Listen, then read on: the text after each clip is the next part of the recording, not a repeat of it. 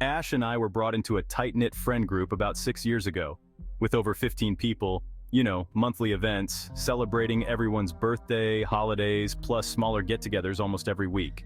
As someone from a big family but with no other friends or family around, it felt more like home than anything else in a long time. Flash forward to about 2 years ago.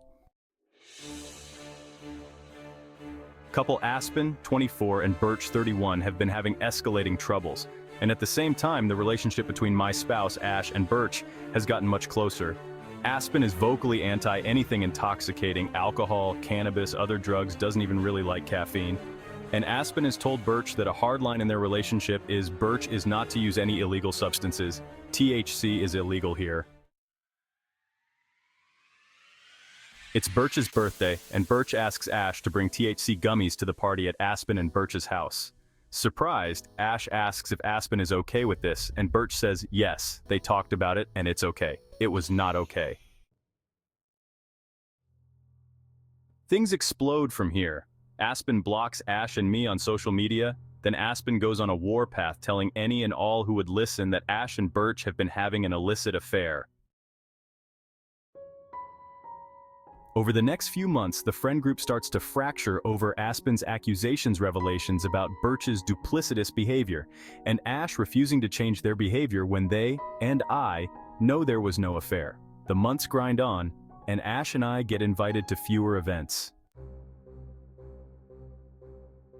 There's an episode where Ash meets with Birch to discuss Aspen and Birch's living situation, and Aspen snaps pics of them in a car and shares these photos as proof of the affair. Aspen and Birch finally break up.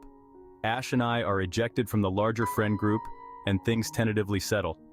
I tell Ash I'm not comfortable being around Birch anymore, but I don't yet want to bring it up around our few remaining friends and stir up more drama after things so recently quieted down.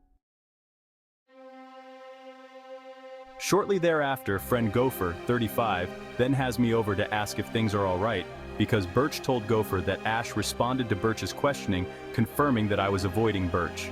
This is a tipping point for me, and I tell Ash that this was a direct violation of my request and my trust, that it felt like I couldn't tell anything to Ash without it getting to Birch, and that after all of the damage caused directly and indirectly by Birch and their immature and selfish behavior, I don't want Birch to be a part of our lives anymore.